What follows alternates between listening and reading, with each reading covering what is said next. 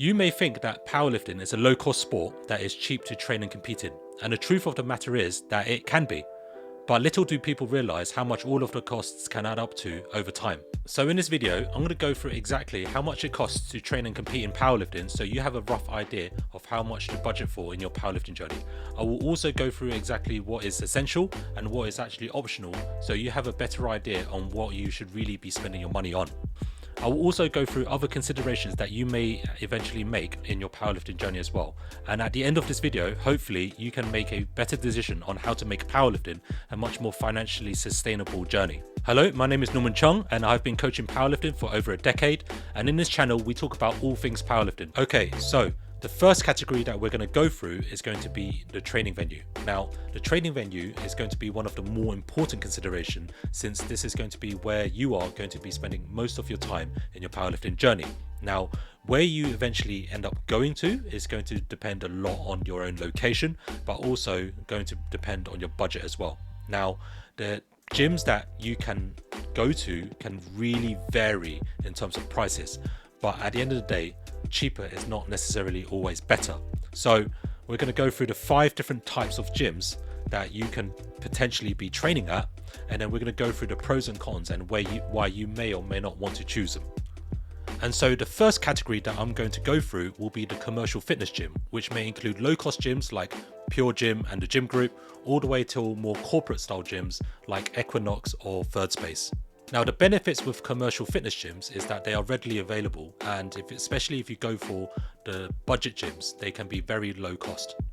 Now, the drawbacks with commercial fitness gyms is that they often come with a general selection of free weights and machines, and so they probably will not have anything that's powerlifting specific. The second type of gym that I'm going to go through is going to be the bodybuilding gym. Now, bodybuilding gyms can range from about £30 a month all the way to about £60 a month. Now, bodybuilding gyms are obviously going to be aimed for people who train for bodybuilding or physique, and so they may not necessarily have powerlifting equipment, so they might not have power bars or combo racks.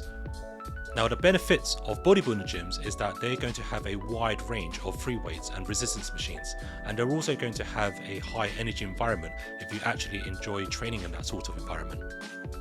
Now, the third type of gym that I'm going to go through is going to be the university gym. So university gyms are basically gyms that are situated on a university campus. So if you are a university student, you might have access to a cheaper price at a university gym. Now, depending on which university you actually go through, you might actually have access to a free gym. But most of the time, gym memberships at university gyms will range from about £20 a month all the way to about £40 a month. Now, the benefits is that university gyms tend to have a bias towards sports. So quite often university gyms will have a lot of equipment that is tailored towards strength and conditioning, which may include having weightlifting bars or powerlifting bars and calibrated plates. The other potential benefit is that if your university gym is a member of the Bucks Universal Gym Scheme, that means your membership is going to grant you access to other university gyms so long as they are on the Bucks Universal Gym Scheme as well. The drawbacks to university gyms is that university gyms can really vary in terms of size and in terms of the range of equipment that they actually have. And so it really depends on the location of the university that you go to. Now, the fourth type of training venue is going to be your powerlifting club. Now, powerlifting clubs are clubs that are specifically for powerlifting or barbell sports in general. And the benefits is that they are going to be kitted out with your competition specific equipment. So this includes your calibrated plates, your powerlifting bars, as well as your combo racks. Now, the drawbacks with powerlifting clubs is that they can be quite expensive and they can range from about £60 or £80 a month all the way to about £180 a month. And the other drawback is that they are going to be open at very limited hours throughout the week. Now, the fifth type of gym is going to be your powerlifting or strength and conditioning gym. Now, this is going to be one of my preferred places to train at because they will open at regular gym hours, but also have all the equipment tailored towards powerlifting trainings, including the combo racks, the powerlifting bars, and the calibrated plates. The other benefit is that the gym membership prices can range from about £50 a month all the way to about £80 a month, which sounds quite expensive, but actually considering what you actually get access to, is actually pretty good value for money. The only disadvantage to these types of gyms is that there aren't that many across the country and they can be quite hard in terms of getting access to one of these types of gyms. So those are going to be the 5 different types of gyms that you can train at. Now, the other consideration that you may want to take into account is the fact that you may want to be training at multiple different places. For example, you may want to have membership at a low-cost gym, but occasionally use day passes and train at a powerlifting club or a powerlifting gym that may be a little bit further away from you. So this would be an important consideration when it comes to budgeting your gym membership. Okay, so the second category that we're going to be talking about is going to be competition equipment. Now, with competition equipment, this is really the items that you would be using in training as well as in competition that have a direct impact on your performance. Now, this can be broken down into 4 different categories. This would be footwear, knee sleeves, wrist wraps, and a belt. But the vast majority of lifters will be wearing knee sleeves, wrist wraps, and a lifting belt because they do actually enhance your performance to a certain extent. Now, there are some exceptions where there are lifters who actually prefer not to wear some of these pieces of competition equipment. And there have even been a world champion who actually doesn't wear any knee sleeves, wrist wraps, or even a belt. Now, let's talk about footwear. Now, footwear can be broken down into 2 types, which will be the flat shoe and the heeled shoe, or often referred to as weightlifting shoes.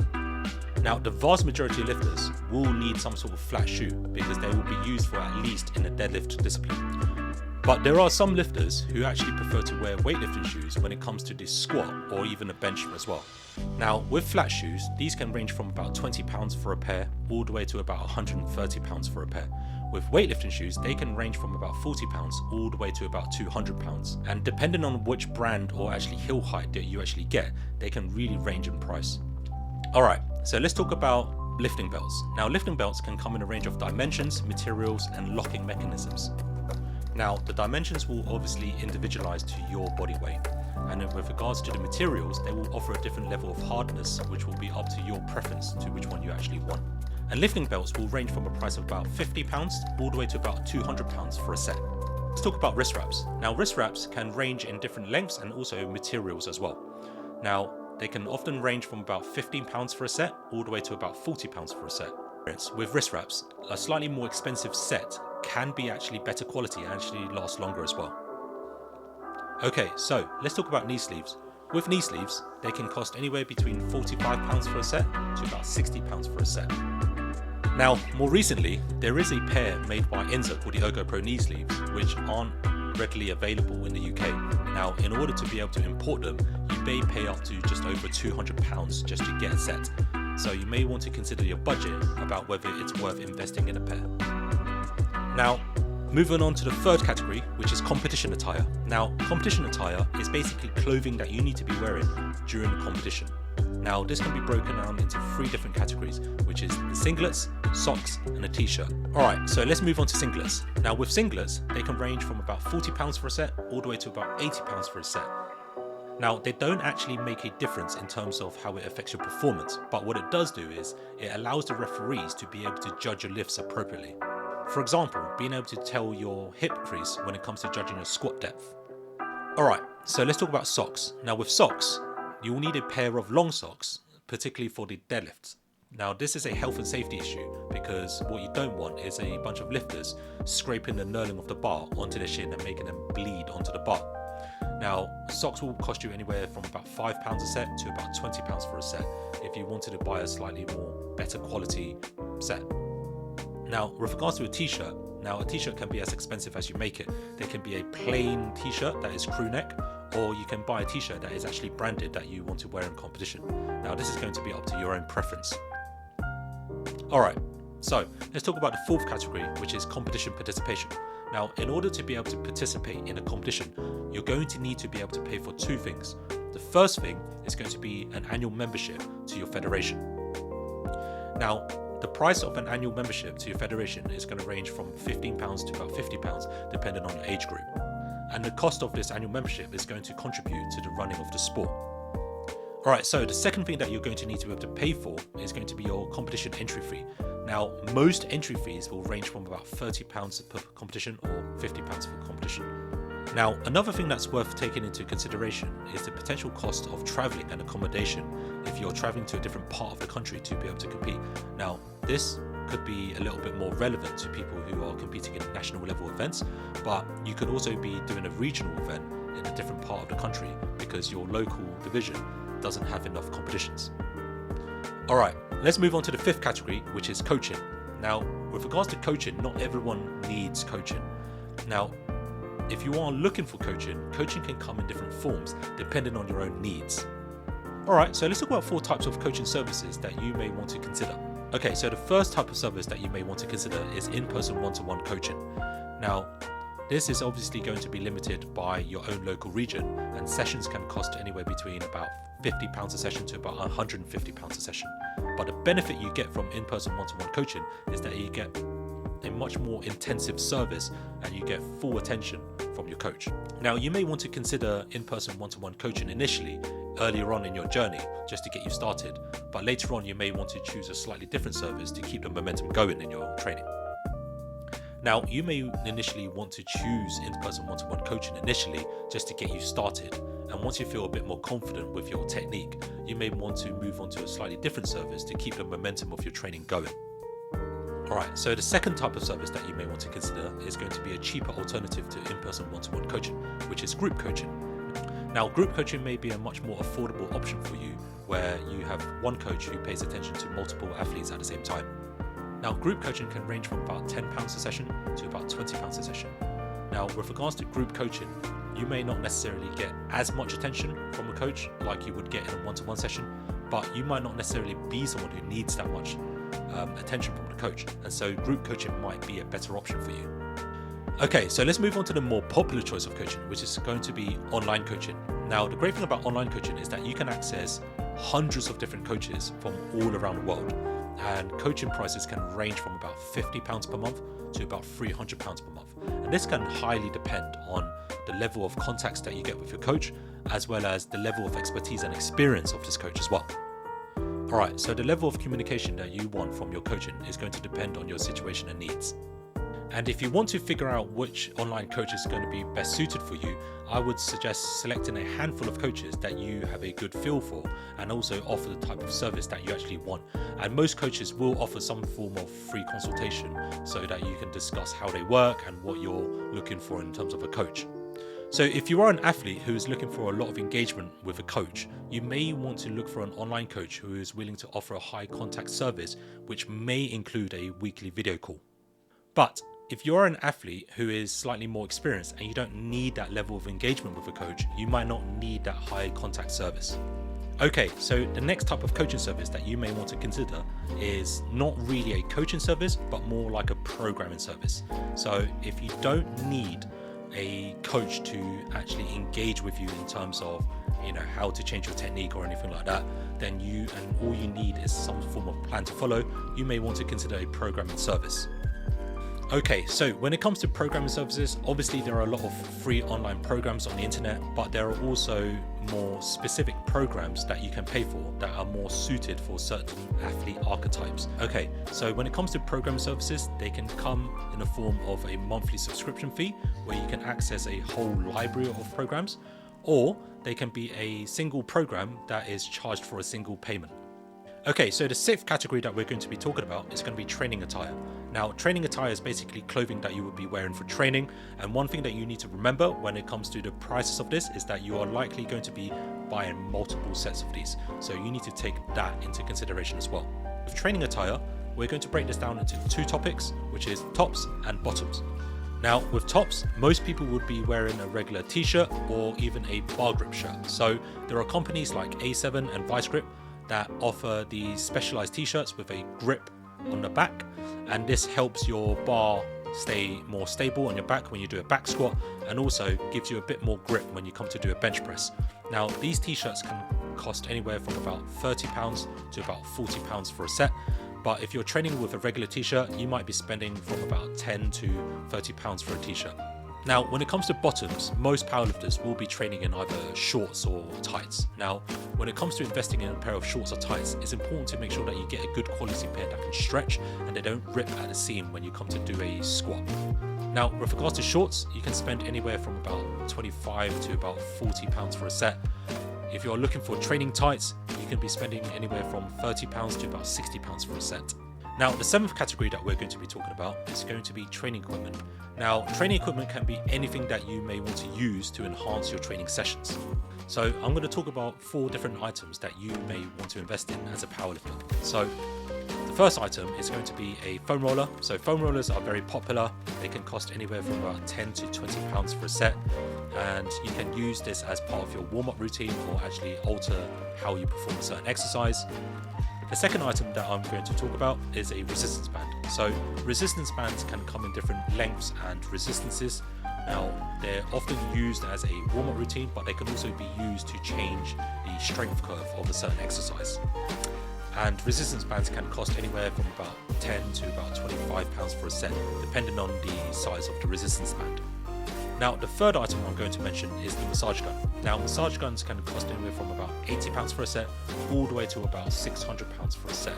Now, obviously, the more expensive ones are going to be a lot more powerful, and people often use massage guns to reduce a sense of soreness or ache in their muscles after training.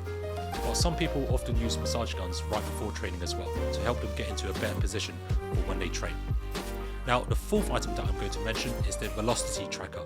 Now, velocity trackers basically track the speed at which the bar moves when a powerlifter performs a repetition. Now, from a programming and coaching perspective, velocity trackers are often used for the purposes of either monitoring the intensity that the lifter is lifting at, or managing the fatigue that the lifter is going to be training to. So the question with these expensive items is, do they really add value to your training? Well, the answer is going to be yes, it can add value to some people, but these items are going to be much lower down the list of priorities in terms of what you should be spending your money on. So you need to make sure that you've got a healthy lifestyle that will help you recover from your training, and that your training is actually pretty consistent before you consider branching out towards using items like velocity trackers.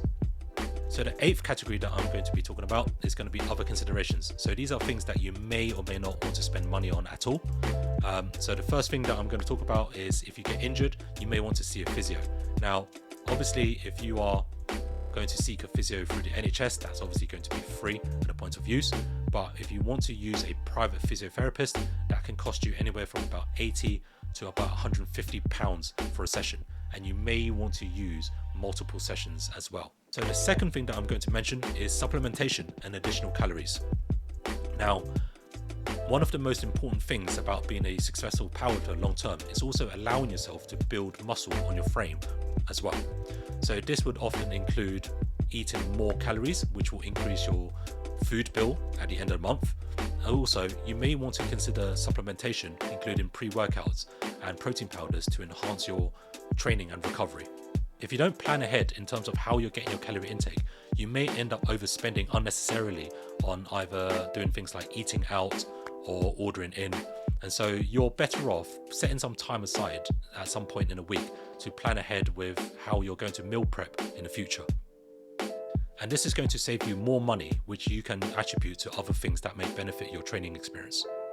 Okay, so now we're going to go through what this looks like in terms of annual spending. I'm now going to break things down into a low, medium and high budget. Okay, so let's start with a low budget. Now, with a low budget, this is going to be the absolute minimum spend in your powerlifting journey in your first year. So let's assume that you have a gym membership at about £25 a month. So for 12 months, that works out to be about £300. You buy a pair of flat shoes, which is going to be £20. You get a singlet, that's going to cost you £45. A couple simple t-shirts, that's going to cost you about £20. A pair of shorts and socks, which works to about £25 altogether. Let's assume you have free programming and you spend money on one competition per year, which will work out to be about £80. That will work out to be a total of about £490 to about £500 mark. Now, after first year, assuming that you do not replace any of your kit, you could expect to spend about £380 to about £400 per year. Okay, so now let's move on to a medium budget. Now, within the medium budget, this is probably going to be where most powerlifters will be wanting to spend within their first year. Now, this will include a gym membership, heeled shoes, flat shoes, a lifting belt, wrist wraps, knee sleeves, a singlet, socks, t-shirts, the total cost of 2 competition entry fees. Now, depending on whether you get a programming service or a coaching service online, your first year will cost you about £1,500 to about £2,000 within your first year. Now, assuming that you don't replace any of the single purchase items, your subsequent years will probably look at about £1,000 to £1,500 every year. Now, with a high budget, this will include the same types of items as your medium budget. The only difference is you're going to be spending more because of your slightly higher quality equipment, as well as slightly higher fees for your gym membership and coaching. Now, the total cost of your first year will be about £3,500 to about £4,000 in the whole year. In your subsequent years, assuming that you don't replace any of the single purchase items, that cost will come down to about £2,500. So this is going to be an estimate, obviously. Now, the sport can be as expensive and as cheap as you make it. Now, obviously, these are going to be estimates, and obviously powerlifting can cost you more if you decide to spend more money in it. Now, it's important to note that with these single purchase items, they should last you several years, but over time there will be wear and tear, so you may want to replace some of these items over time.